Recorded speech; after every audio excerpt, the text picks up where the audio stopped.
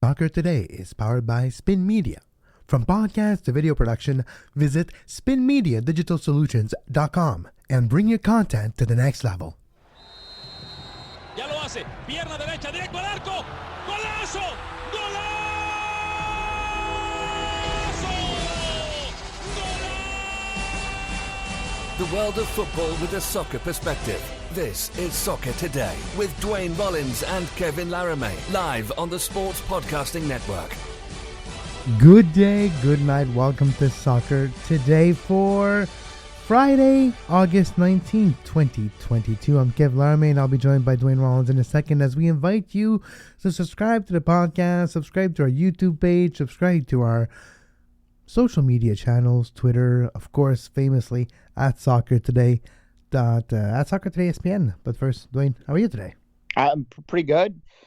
I enjoy hearing the intro to the show when we do this on the pod. So that was fun. I got to say it out loud like I always do. Yeah, good times. Good thing you were muted. So that's good. Today on the show, we will be talking about Mattias Pellegrini joining NYC FC, returned to MLS after being one of the big casualties of Miami not being able to count between 3 and 4. It was 3 DP, not 4. And here is the big victim of this decision by Miami, Pellegrini, finding his way to NYC FC. It was announced earlier today. We'll explain how exactly in the world did he end up in NYC FC from Miami through waivers of all mechanism of roster building your team.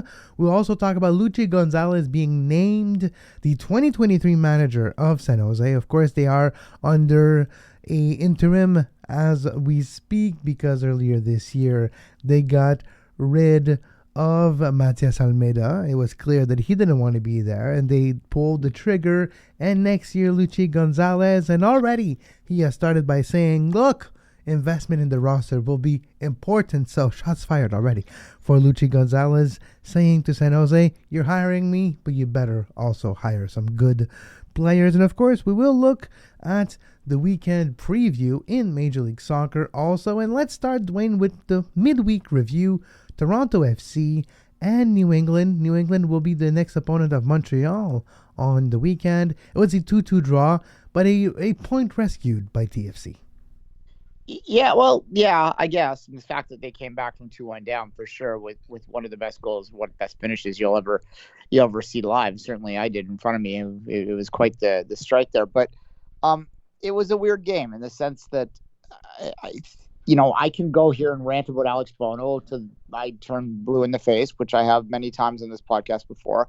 I'll just summarize it and say I don't think he had his best game. He spilled out their first goal out, and he let the second one go straight through him. Now, both of them were decent shots, and the defense has some responsibility there as well. So, you have this vulnerability of TFC in terms of the defensive side of the ball, which has been a little bit better since the Italians came in the sense that I think they're drawing some of the attention away from it. But nonetheless, it did flare up. And in a game where TFC had several great chances in that first half, went off the bar. They had a couple great saves that went against them. And, the couple saves don't go the other way of TFC. And suddenly that fine line turns what could have been a pretty comfortable home win into to have to scrap back with 15 minutes or so to go left in the game to get that draw. The draw does, means that I asked before the game whether it was a must win, which is a little silly, but we like to have those conversations, and most people agreed it did. I had a poll and it was like 95% said it was. I asked must win or must lose. If they lost, it was kind of the win-loss. Just like when you're betting in soccer, you always forget about that stupid draw.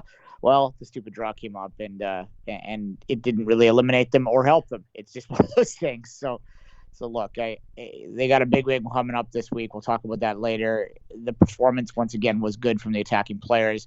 The Italians look engaged, and it's exciting to watch. But that runway is getting shorter and shorter, and the plane isn't quite up to speed yet. So whether they're going to crash and burn at the end of it or they're going to take flight and see how far they can fly in those playoffs, we'll have to wait and see. But that's it. When you dig yourself a big hole, you got to be perfect to get out of it. And you can't afford to have Alex Bono letting balls go through his legs. Let's take a look at this game by the numbers. Possession for Toronto, 67% versus 33 For New England, Toronto definitely had the brunt of the onus of play in this one. 19 shots, 7 on target for TFC, 86% passing accuracy, great numbers. The Italians were engaged. They scored 2 goals. Bernadeschi from the penalty spot in the 3rd minute, and Criscito at the 75th minute, which was a tying goal at that point. For New England, Tommy McNamara scored at the 37th minute, and Renix scored a go-ahead goal at that moment at the 48th minute for New England. New England famously has rectified a few of their blunders in the roster acquisition department in the offseason. Bruce Arena decided that Josie Altidore and Sebastian Lletget were good to bring in the offseason. Obviously, those moves did not pan out. Sebastian Lletget has been traded to Dallas over the last few weeks, and Josie Altidore is now not playing in Mexico instead of not playing in MLS. So we're seeing a new look New England that is performing well, even though they're basically only have Carles Gil as a good name in the roster, at least at a high level. They are now 6th in the Eastern Conference, heading into the weekend match against Montreal in Montreal. So not out of the woods yet for New England, but at least back in the conversation. They are part of the main group of teams battling for a playoff spot in the Eastern Conference. Yeah, well, we should mention Josie did score in Mexico, so he's not completely not playing. Okay, so he's playing a little bit, at least off the bench and getting a goal here and there. Yeah, which was more than he was doing for New England. He only had 1 goal for the Reds. That will not be. I was actually looking, because of my day job, Duane, over the last 3 years, it's not a quick decline. He's been declining for what was Bruce Arena thinking? And the fact that he was able to get something out of that from Puebla, what was Puebla thinking? It's to me, it's a few sporting directors missing the mark here. I'll say this, this wasn't meant to be a Josie conversation, but he had flashes, and I think that those flashes kind of blinded people to the fact that day in, day out, he wasn't really reliable, particularly in the health front. But enough of that. We wish him luck in Pueblo, and hopefully he gets a few more down there for his own sake, because he is an entertaining character. We'll say that, and more to the point, let's hope he gets a microphone in front of him when he's done this, because that could be entertaining. The New England, they're in that mix, and they sort of made some poor moves in the offseason. There's no doubt about that. I think Bruce Arena's bias came into play. He's been accused in the past of being blinded by older names and maybe former U.S. men's national team names. Yeah. Yeah, maybe holding on to them a little too long within an MLS context.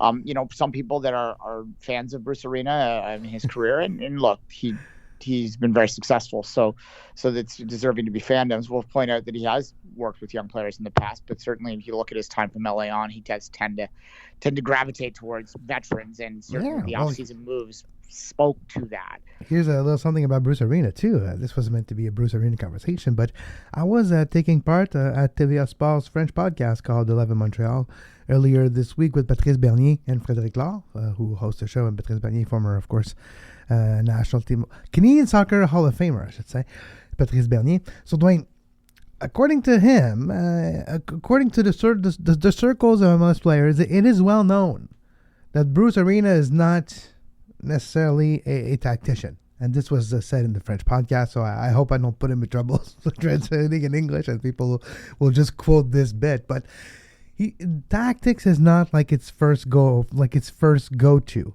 for Bruce Arena.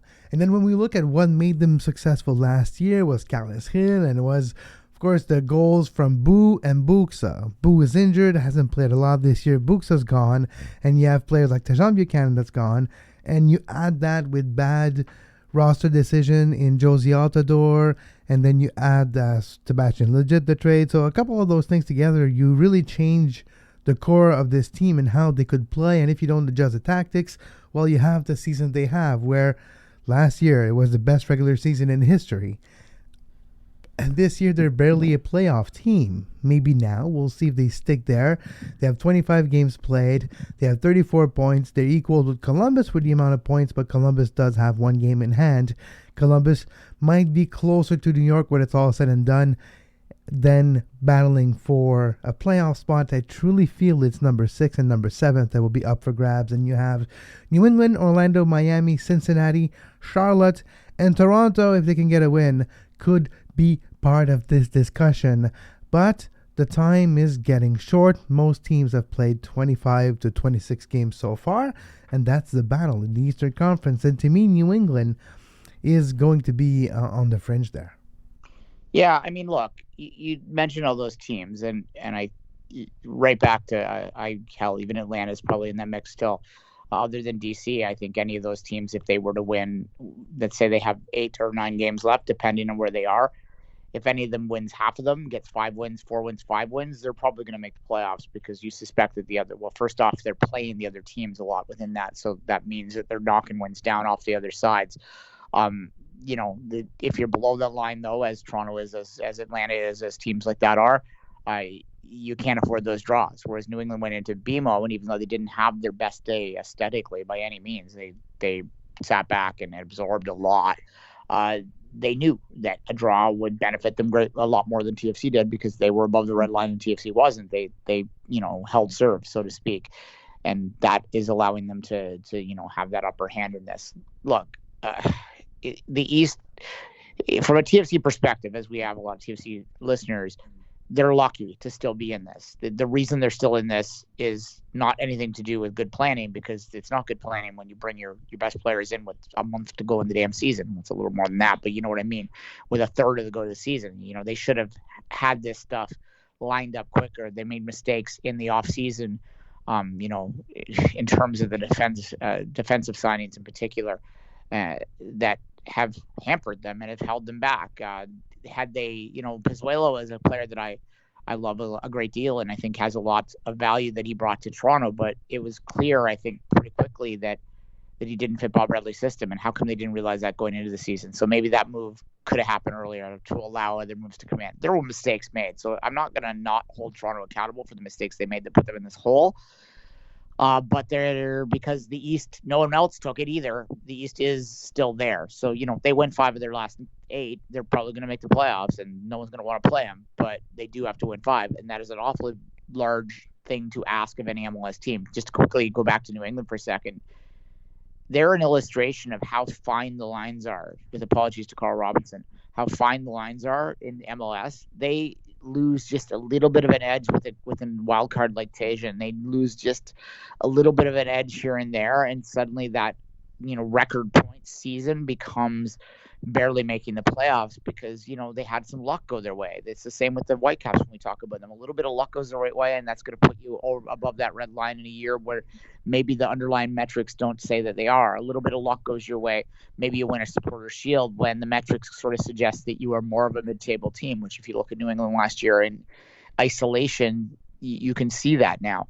It's such a fine line league. Carl had it right. He had it right. He said it too often, but he had it right. It is a fine line league. Let's look at some of the other scores from midweek in Major League Soccer, as the New York Red Bulls won 2-1 on the road, the best road record in the Eastern Conference. This was their 8th win on the road this season. Too bad they can't even get half that, at least at home. But the Red Bulls, great performance once again on the road, this time in Atlanta, winning 2-1 against Atlanta United, New York City, and Charlotte. Charlotte 3, New York City 1. Big win for Charlotte. The game took place in Red Bull Arena because the game, Yankee Stadium was busy for other things. So they played at Red Bull Arena and they lost that game, which maybe prompted the acquisition of Mattias Pellegrini. We'll get there in a second, as we now look at FC Dallas winning 1-0 against Philadelphia. Big win for FC Dallas at home, and big win by Vancouver versus Colorado. 2-1 for the Whitecaps versus Colorado, and never in doubt, Ryan Gold. Some would say good as gold for Ryan. 2 goals for the captain of the Whitecaps at the 14th minute and the 40th minute. Jesse Sardes cut the deficit to 1 goal at the 76th, but it was too little too late, as Vancouver held on and won midweek. Look, when it comes to the Whitecaps, I think that if you are someone who wants to predict their wins for whatever reason you're predicting them for, just take whatever I think is going to happen and go the opposite, because I can't figure out the Whitecaps to save my life. they look terrible in 1 week, and then the next week they go and they win a game. It's back and forth. It's broken record, as I've said 100,000 times on this show over the years, but I got to give them a little bit of credit over the past 18 months in the sense that they are a scrappy bunch. It does seem, I don't know whether they're galvanizing because of the other chaos around them, because maybe they understand that they're not going to get that big help in. So they're kind of like Salt Lake in the sense that they're able to find a little bit extra and scrape out those wins through some like good old team spirit stuff, like eyeball, non-stats, like old school folks will love, like the heart will push you through. That's kind of the Whitecaps. That was an important win for them, though, of course. It keeps them in the mix, and coming off of what was a pretty bad result on the weekend prior with the Galaxy, this is an important 3 points for them. Yeah, because with this win, now Vancouver is back in a playoff spot. They are 7th in the Western Conference with 33 points, equal to LA, who are now in 6th in the Western Conference. Nashville slipping away from a playoff spot in 8th position. And Portland is 9th. Seattle 10th with 32. So a lot of teams are battling for a playoff spot. Even Colorado is still in the mix with 31 points. Some of these teams have played 26 games, like Portland, Nashville, and Vancouver. LA has only played 24 games, so you might favor LA and Seattle in this race with teams that have a game in hand. Colorado also, but they are 2 points back. Points per game wise, Seattle would be above Vancouver, LA would be 6th, and technically the Seattle Sounders would be in a playoff position if we look at the overall and a points per game aspect, but it is by 0.01, so barely in front of Vancouver, Nashville, and Portland that have basically an identical record. I'm increasingly convinced that this is the year that the Green Menace is finally shaken off for the rest of the league here. The Green Menace being the Seattle Sounders. I'm talking about it was being a little bit funny there, but they just don't seem to be able to sustain anything. And there comes a point, just like famously we've talked about in the show a lot at the time and since the 2018 TFC team that coming off that glorious year in 2017, everyone just assumed they were going to eventually turn around. And as it got into August, it became clearer and clearer with each passing week that just wasn't going to happen. And I think when you look at the Sounders this year, you look at the injuries they've had, which are probably based on the wear from the CCL run. You look at the fact that they haven't strung consecutive good results together all year. You find the fact that when they have matched up against the better teams, they've come up short. That, for whatever reason, it just might not fly this year. And maybe we have to start thinking them not as the big bad Sounders that have gone to 5 of the last 7 MLS Cups or something, but rather as just another MLS team that's struggling to find their way in 2022. Now they'll be back. Don't kid yourself. Like they'll be good again very soon, but I don't know if they're good right now. And they won the CCL, so they'll hold on to that. In TFC in 2018, they hadn't won the CCL. They lost in penalty shootout, so they didn't even have that to hold up, right? So at least the Sounders have that. If you're a Sounders fan, I think you'll be fine. You've had a good run. You can probably wait another year out. I'm going to say it now. I don't think Sounders going to make playoffs. There you go. There you go. On that note, we'll take a short break. When we come back, we will look at what's ahead for all Major League Soccer's teams heading into a big weekend of action and also a Friday night matchup in Major League Soccer. You are listening to Soccer Today. Follow us on Twitter at SoccerTodaySPN and like our Facebook page, facebook.com/Sports Podcasting Network.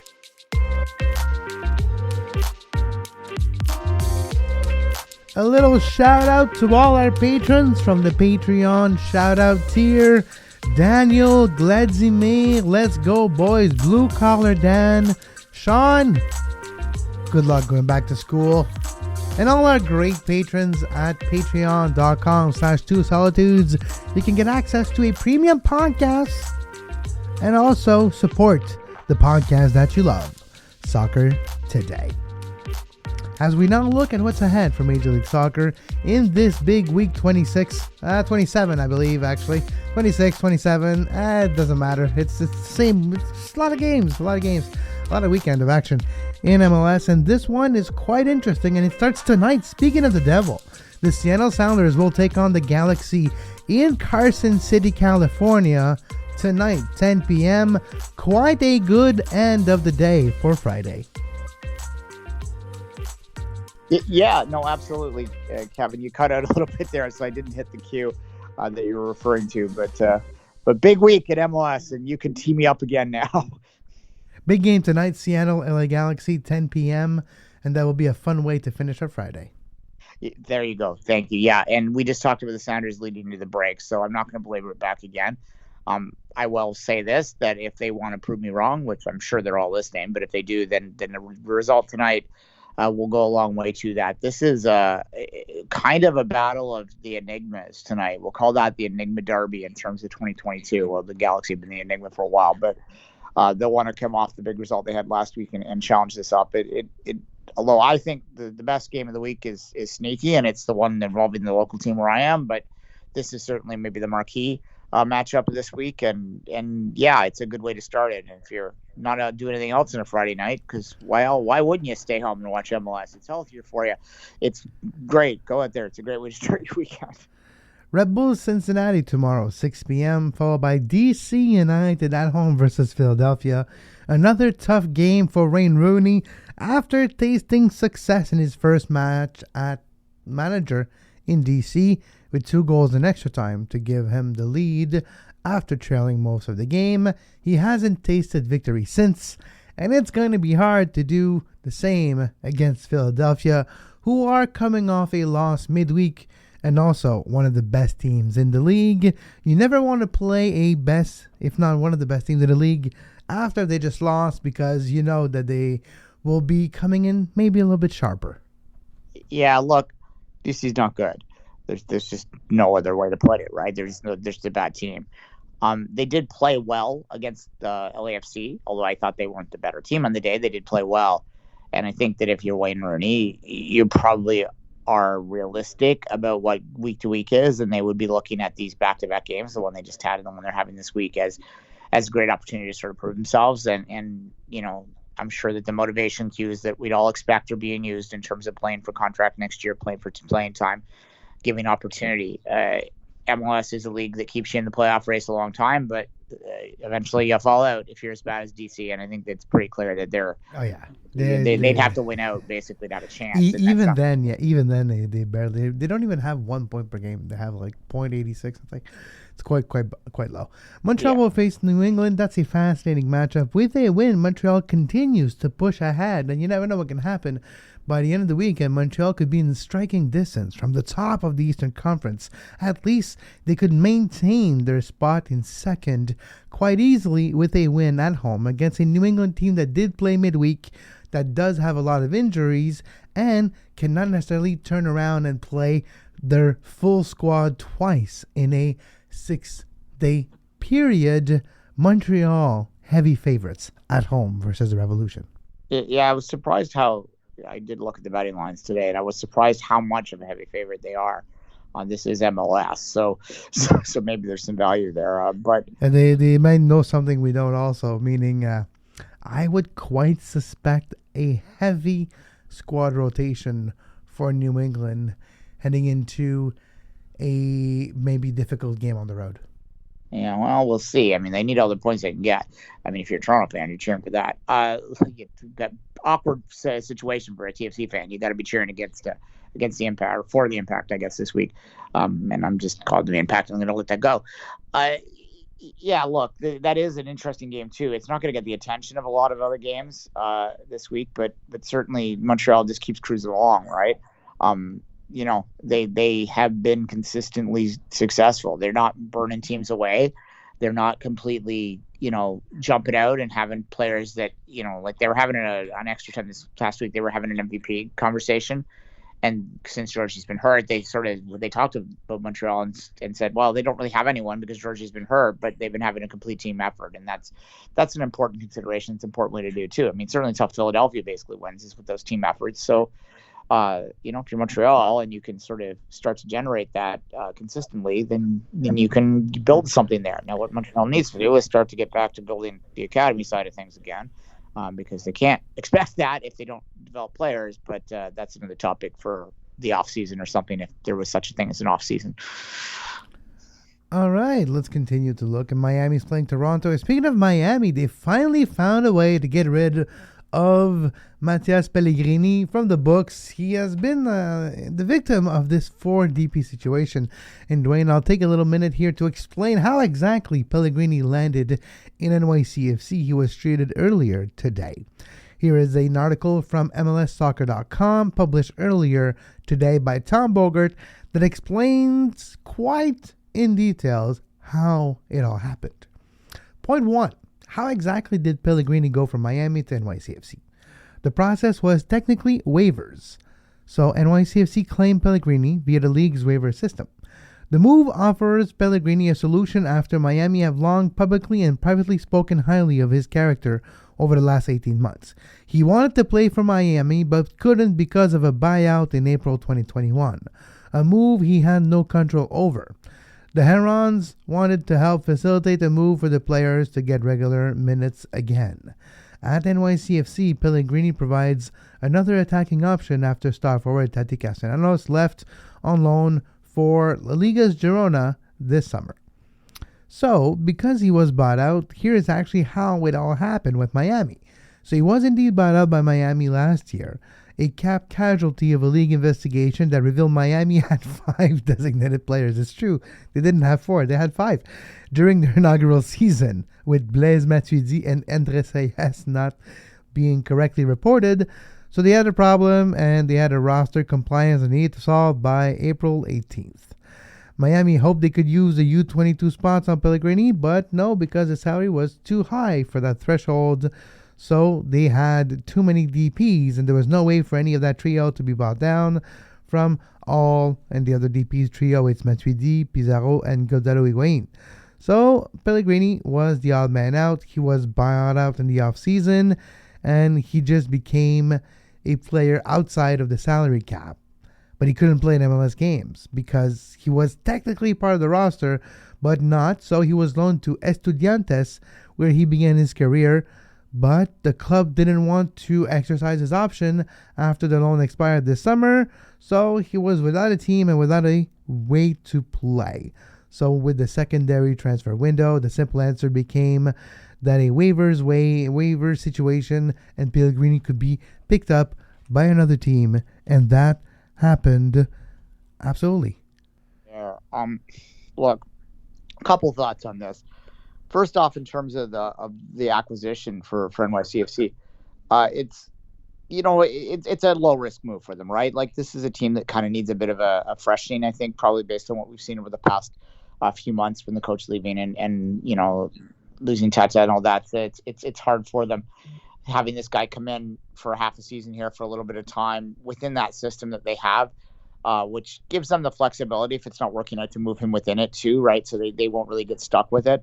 So low risk there, and it's a beneficial move for them. Miami obviously needed to get him off the books and get him away, and well, they did get him off the books, but they needed to do right by them in terms of getting him to go somewhere else. So thankfully they didn't try and press for anything there, much more anyway. But look, in terms of the player himself, the thing about this move is that he didn't really light it up in his time in MLS before, and that can change, but it means that I don't think this is by any means going to be something that's going to turn too many heads beyond the crazy convoluted nature it happened. MLSing, I think I said to you off air. But yeah, I think it sort of does illustrate, though, if you think about it from the player's perspective, like, can you imagine having to go through that? You sign in good faith, and then you get thrown through the ringer like this. He's not at fault here. Like, and none of these players are at fault that took contracts that maybe superseded the rules, right? How are they supposed to know? They don't know. They're like, okay, Here's what we offer to you. Like, okay, I'll sign right here. And then he was obviously also commended for his great attitude over the last 18 months now, being basically in purgatory. He has always been very professional about his situation, and hopefully he's going to get some great playing time with NYCFC. Yeah, and I'm sure great that he was a good team guy here, but I wonder whether in private doors with the agent and them, in particular the agent, whether they're going to be willing to work with Miami again, right? And this is why you have to be careful. I talked about a lot back on the ICF days, going back that far, in terms of the importance of being not just smart team and not doing tricky things to manipulate players to get money and to squeeze money here and there. Like, that's going to bite you in the bum, and doing stuff like this is going to bite them in the bum down the road, because it's going to make agents reluctant to work with the club, and that can have, that can result in problems that aren't necessarily seen or don't even get seen, because they're just things that don't happen rather than might have happened otherwise, right? So you got to be careful with this, and MLS, I'm sure, as a whole, as a league, has to also be careful of this, because I'm sure there are still players out there that they think of MLS and they think the idea of playing in North America is appealing to them. For whatever reason, lifestyle, you hear it, but then their agents go, yeah, but this and this. And once they start to hear these rules and the fact they could be traded overnight and things like that they're turned away. So that's really the pragmatic reason why MLS needs to make sure stuff like this doesn't happen again, and to maybe start to think about changing some of the ways that they operate, to reflect that they're part of a global market and not just isolated within the North American sports market, where some of those things are normal, right? Like, you could be traded in the NHL overnight. That's not the case in the Premier League. So they need to maybe think about what sport they operate in. And that's a lot of ideas around this one little move, but it all kind of plays to the same kind of stuff, I think. Let's continue to look at the schedule for this weekend. Minnesota, Austin, tomorrow, 8 p.m. Colorado, Houston, later at 9. RSL and Vancouver, interesting matchup. In the Western Conference, San Jose and LAFC finishing the evening. And San Jose was in the news recently, announcing Luchi Gonzalez, their new manager for next year. Not necessarily next summer, but for next year. Luchi Gonzalez, who was fired by Dallas last season, is now coming back to MLS, hopefully with a better squad, but he's going to figure it out real quick that the Academy of San Jose is not necessarily the Academy of FC Dallas. And Mattias Almeida was also promised investment in roster, and they never came. I wonder what they promised Luchi Gonzalez, but that's what you should be careful heading into San Jose as a manager. Yeah, and the reason he's not coming right away is he is an assistant coach on the U.S. men's national team, so he obviously wants to finish that project out and to go to a World Cup. You can't blame him for that. Particularly, would you give up a World Cup to go to San Jose, to that place? No, especially not San Jose. Well, yeah. The city maybe, but the team. Yeah, look, I'll give credit to Extra Time in particular, as a podcast that I'm going to take some of this from right now. We don't want to be accused of plagiarizing them, so I'm giving them credit, folks. But they talked about how this might be a good fit, in the sense that in Dallas he was a guy that was relied on to play younger players and to get the most out of younger players. Now, as they pointed out, he built the academy. He was the director of the academy when the academy was really firing on all cylinders. Yeah, and he was developing them. And then when he came into the Dallas position, the idea was that he was going to continue that at the first team, because they were going to be a development team. But then he did that and he got fired for it. So maybe not the most fairest pathway, but San Jose is making talks about developing that academy. They're in the Bay Area, which produces a lot of players. They have a lot of competition there amongst the private clubs that really are dominating the Earthquakes in terms of their ability to develop. The Earthquakes are kind of a non-factor in a lot of ways. They're improving, but they're not great. I think by bringing him on board, they're trying to address that. Look, they're not going to San Jose Earthquakes are not going to spend the money to bring in. Well, they did it once, it didn't work out. They're not going to do it again, and they're going to bring a guy in that's going to be not. I want to be careful to him, fair to him, but that's willing to do things to get that opportunity. And yeah, we're starting to see a strata within MLS in terms of positions, right? The Earthquakes are one of those teams that, with all due respect to them, are, the equivalent of getting a Premier League job for Watford when they're up, or for Bournemouth or something, when you're hoping to eventually go to an Arsenal. And I think that's probably what he's thinking here. He does some good work here. Maybe he can move on and get an actual job in Major League Soccer that he might be able to win something at. Although he said in his press conference that he was going to be disappointed if he didn't win a Supporters' Shield or an MLS Cup within 3 years. I think he's going to be disappointed. Yeah, I think he's going to be disappointed. I can tell you that real quick. All right, especially now he's going to see, oh, wait, they're going to play LAFC, and he might be in attendance, and he'll be like, oh, wait, a defeat. Yeah. Columbus, Atlanta on Sunday. First game at 5:30 p.m. Sunday. Chicago, NYC FC. Charlotte, Orlando, Kansas City, Portland, and the last game this weekend will be Nashville versus Dallas. So it'll be a fun weekend of action in MLS, Duane. Yeah, the Orlando Charlotte game is interesting in a weird sort of way. You got two teams that, well, Charlotte's just kind of floating around there, but Orlando really needs to turn it on if they're going to hold off. I think there was a point earlier in the season we all would have sort of had a check mark beside them in terms of the playoffs. They have fallen back into that mess, and they need to turn it around quick. Look, we're at the point of the season, and I think because we take a step outside and it's 30 degrees Celsius, that's like 85 Fahrenheit for our American listeners, and we think to ourselves, this is nowhere near the playoffs, but then we forget that the season started early. We're in the equivalent of mid-September now. So these games are all coming fast and furious, and they all matter a great deal. And we're going to be talking about an international break in 3 weeks, and there's going to be a lot of soccer in MLS before that. So this is the meat. We're in the meat of the season, Kevin, and it's going to be fun to watch it come in. And it all continues this weekend at all the places you can watch Major League Soccer. You can follow Duane on social media at 24th Minutes, myself at Kevin Laramé, and this show at Soccer Today SPN. We'll be back with a brand new weekend review on Monday. And as always, until then, for Duane Rollins, I'm Kevin Laramé. Have a great Soccer Today. You can find the podcast version of all the shows we do on iTunes, Apple Podcast, Google Play Store, TuneIn Radio, iHeartRadio, and anywhere you get your podcast.